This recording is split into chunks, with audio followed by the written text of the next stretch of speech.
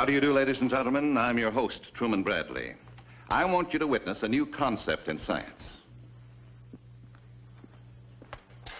The universe is infinite. Yet, in one of its indescribably big moments, a gigantic explosion took place, and our planet Earth was born. Its heat being over 1 million degrees, and as extreme as the very center of the sun. This is a recreation of how the Earth was born. It was this extreme heat which created certain geological structures on and beneath the surface of the Earth, such as these ores and rocks. Ever since man first learned to use his mind, he has attempted to copy the forces of nature and change these structures by fire,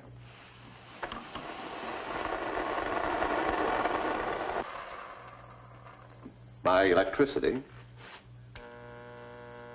which has the power to transfer metals, and finally, nuclear fission, which is the closest we have come to reproducing the same extreme heat as found in the center of the sun. A heat that is capable of fusing desert sand into a new mineral, given the name of green glass. Thus, we are constantly coming closer to the secrets of creation. And it is the search for these secrets that constitutes the subject matter of our story.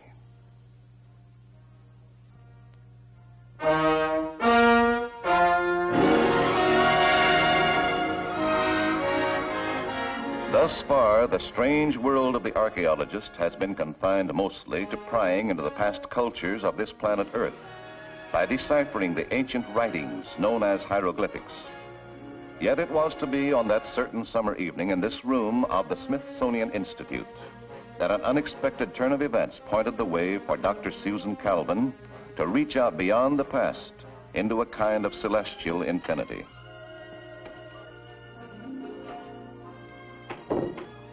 Pardon me, is this Dr. Calvin's office? I believe that's what the sign says. It should also read, "Please knock." I'm sorry, but Professor Garner suggested I just look in to see if Dr. Calvin is still here.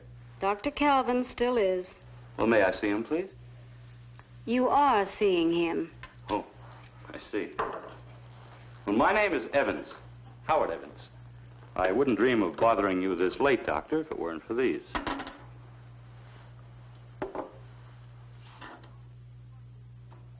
I hate to disappoint you, Mr. Evans, but these aren't gems. I know. You know. What could they pass for?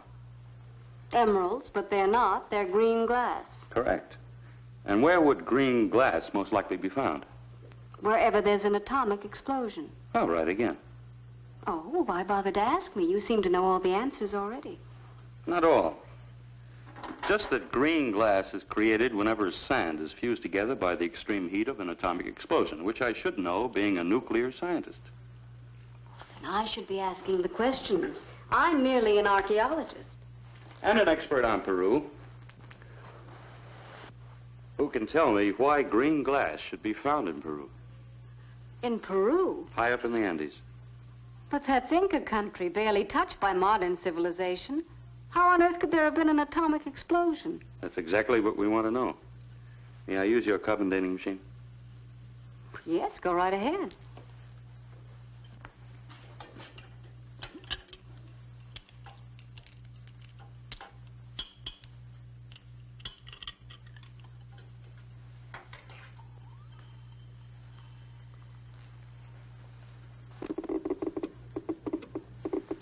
Now, that's just an ordinary piece of rock, not nearly as closely exposed to a recent A-bomb blast, and yet it shows twice as much radiation. It would take 2,000 years for radiation to fade to this degree. Well, in other words, if there actually had been an atomic explosion in Peru, it must have taken place almost 2,000 years ago. That's right. Oh, really, Mr. Evans, you can hardly expect me to believe such a fantastic assumption. Dr. Calvin, green glass is not an assumption. This is a fact. And it's a fact which clearly points to the existence of an ancient civilization as adept with nuclear science as we are today. Possibly even more so. Well, Doctor, with progress reducing the scale of distance from day to day, the whole world has become our backyard. And any abnormal event therein is of vital interest to Uncle Sam. Well, what does he propose to do about it? Investigate. First of all, confirm the existence of green glass in such a remote area. Second, what type of atomic explosion was responsible for its formation? Third, who set off the explosion to start with? Those are big questions. How do they expect to get the answers? Through an expedition commissioned by the Defense Department. A major military undertaking? Major, yes, but unofficial and as inconspicuous as you and I can make it. That's right. You see, until we can confirm these facts, through our combined knowledge in each of our fields, we can't afford to alarm the public. Now, the precise area where this was supposed to have been found is known as Red Ghost Valley. It's up here, high in the Andes. As it happens, the trip to Lima itself takes one over the Andes, which are as yet not accessible by mechanized travel. Could it be that some ancient civilization once flourished on this now barren ground, possibly having perished by the backfiring of its own ingenuity, or even having been driven underground to escape the kind of atomic terror our own civilization may soon have to cope with? In pursuit of these questions, a deeper penetration into the territory could only be achieved by rented car to Cusco, the ancient capital of the Inca Empire. And the final stretch of rugged terrain can only be traveled by mule, which took the two-party expedition right to the threshold of their destination, where a small mission was the last outpost to border the unknown. Its only occupant, Padre Xavier, bade them welcome and invited them to step inside. Sit down.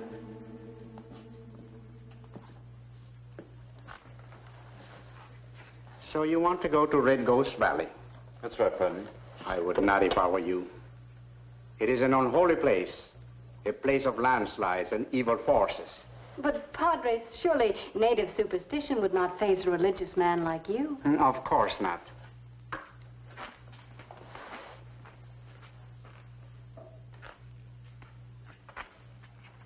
But superstition does not leave a deadly mark like this. What is it, Padre?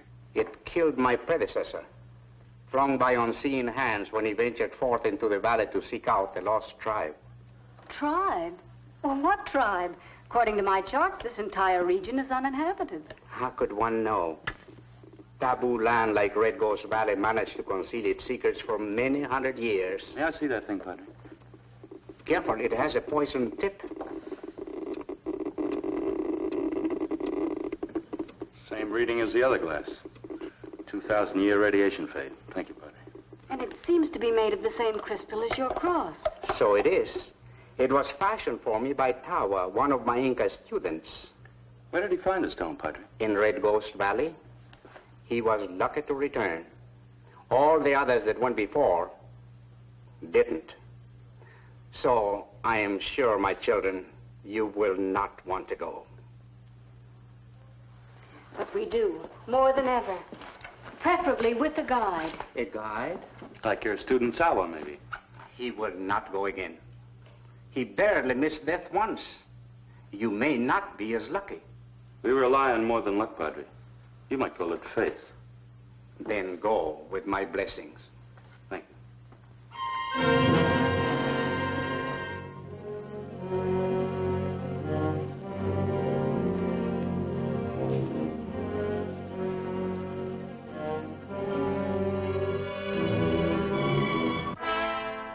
Hold it, Susan.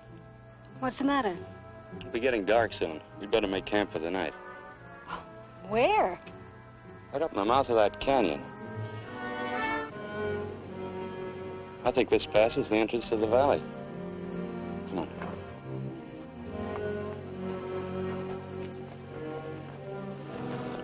Howard, did you notice those cups the Padre had? Solid Inca gold. Well, that's natural, isn't it? This is Inca territory. Well, that's just it. Their culture is as ancient as the biblical days. And yet that unprecedented arrow-like device just doesn't conform with it.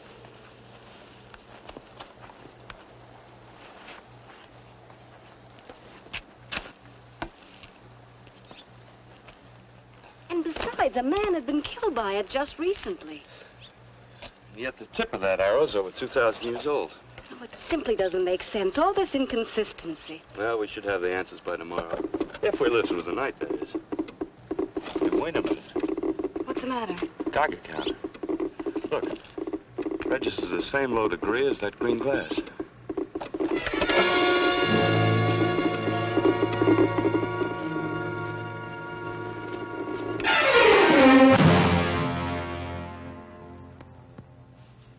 Do not touch. Poisoned arrow kills. Almost as well as bullets. Don't move, friend. Susan! I did not try to kill you. Arrow came from Spring Trap. Tower friend of Padre. He said you wanted guide. How do we know you're Tower?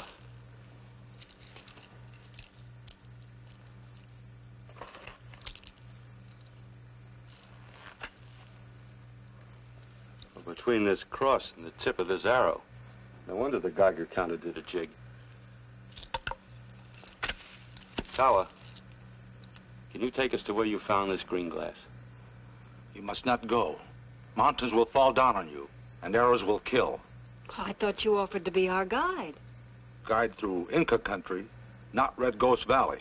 Which way is Red Ghost Valley? Up there. Well, that's where we're going. Will you guide us?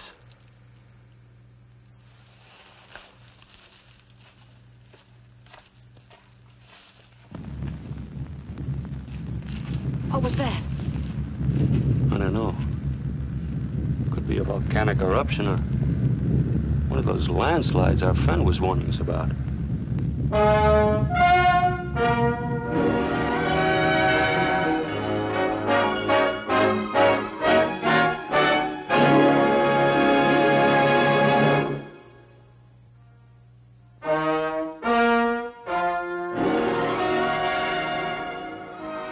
It was not long before the tint of dawn seemed to lift the darkness like a giant curtain, revealing before them one of the most startling spectacles nature and unseen human hands could devise.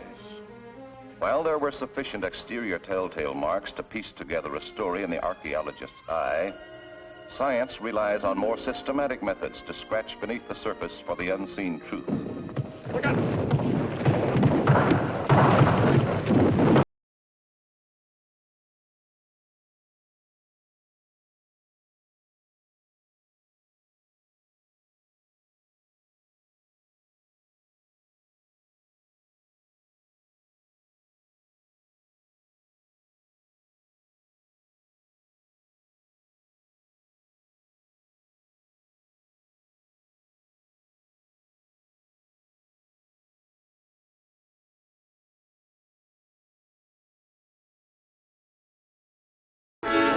Seems to be hooked onto something.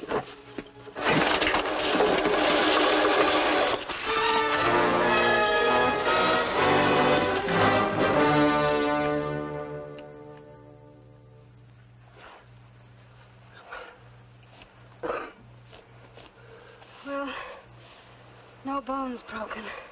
How about you? Seem to be intact.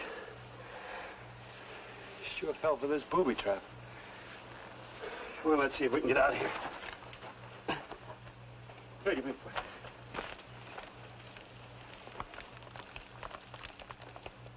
Who do you suppose is up there? I don't know, but let's go up and find out. What do we got to lose?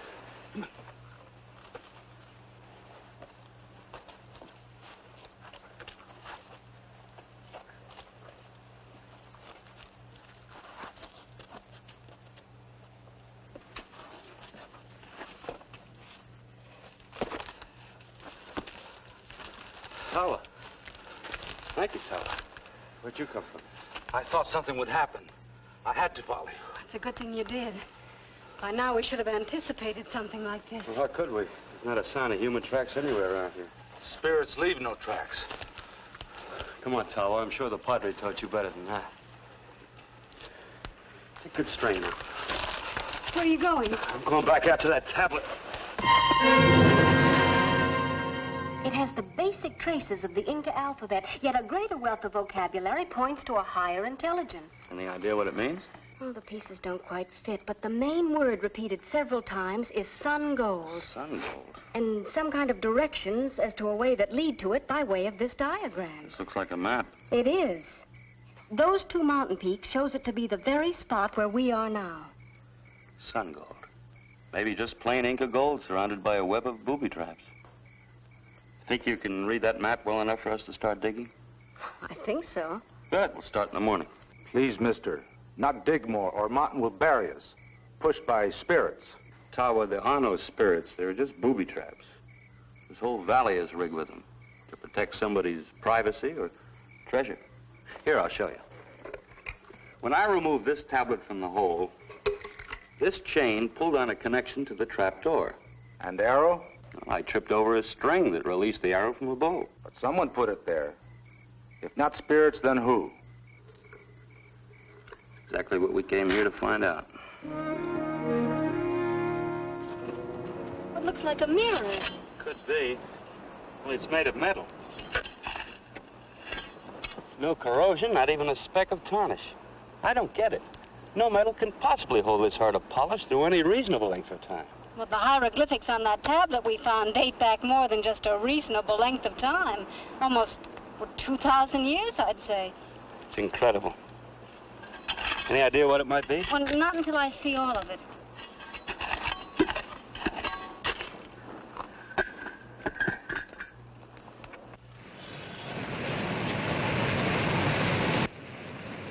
Look!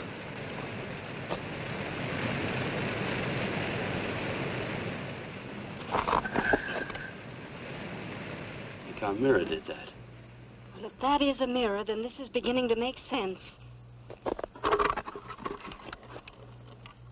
It's some kind of a sun reflector that must be part of a whole assembly. Assembly of what?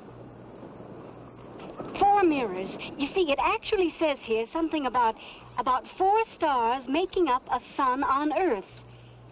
1 star on the 15th step of the big staircase. There's your big staircase. Another star on the yellow peak.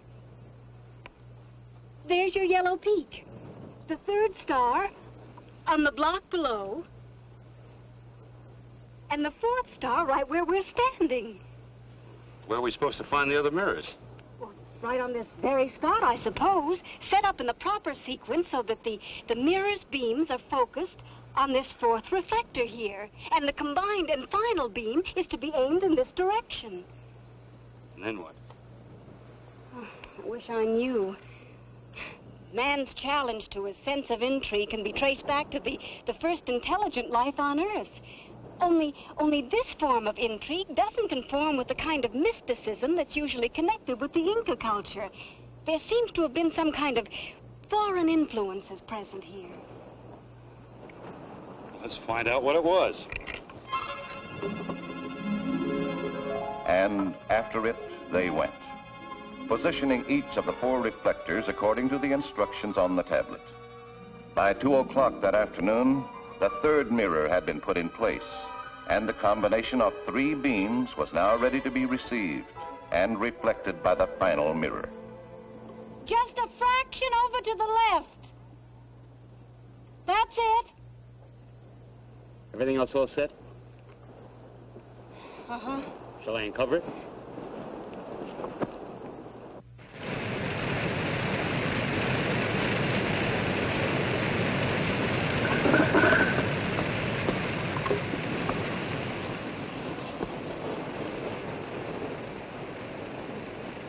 The heat rays are so intense they could bore right through that mountain. I think they uncovered the opening of a cave. Now, what on earth do you suppose is the purpose of it all? We'll go over and find out just as soon as it's cooled off enough.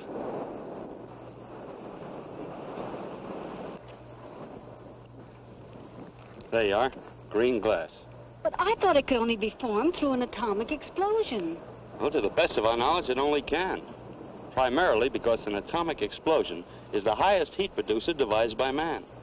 You see, it takes about 100,000 degrees of heat to produce green glass. Now, this stuff was produced by solar heat, also about 100,000 degrees. The most we've been able to produce in a lab back home ranges about 6,000 centigrades. Well, then whoever managed to harness the sun like this must have done it over 2,000 years ago. That's right. We're obviously dealing with an ancient civilization or something, so advanced beyond our present-day science that the fabrication of atomic power is old hat to them. Maybe that's precisely why they no longer exist. They might have blown themselves off the face of the earth. Well, whatever they did, they left something for us to find.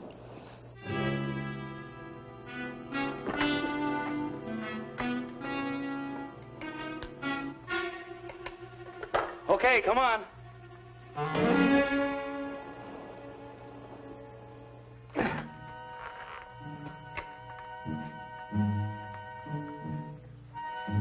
Inca gold.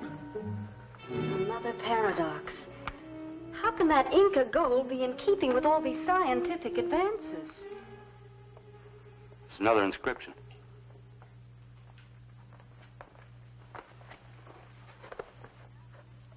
That same alphabet is on that stone tablet. Good. What's it say?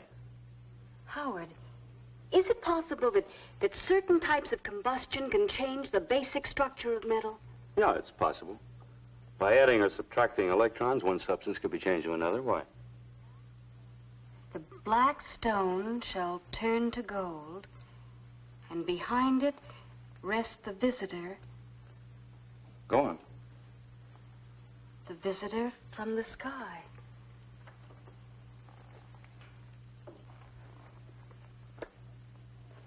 For heaven's sake, there it is. Look at that gold running through it. We must have aimed the reflector right. Just as the inscription says, the sun will bore a hole into wall and reach the stone that will turn to gold.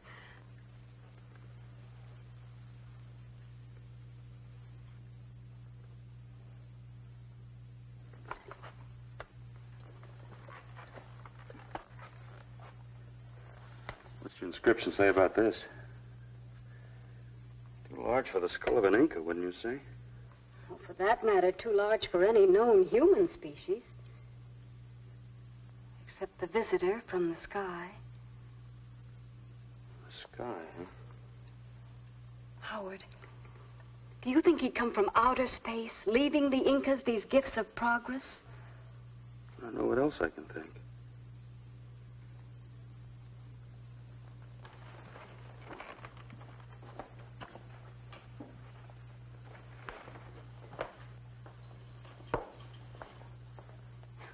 Must have been a benevolent creature, teaching them solar secrets and how to turn common ores into gold. Hey, wait a minute. Look at this. What is it? This ore must be magnetized.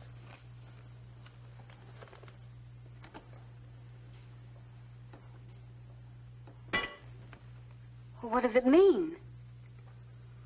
I don't know yet.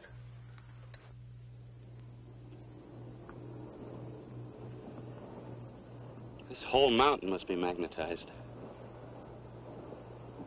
You know, we've always assumed that if flying saucers actually existed, they'd travel by force of magnetic lines. Looks like one of them did, 2,000 years ago.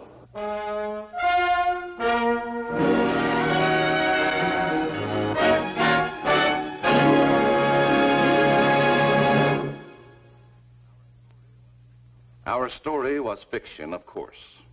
However, just as the reported sightings of flying saucers have been labeled as fiction, their occasional credibility does come to the fore now and then.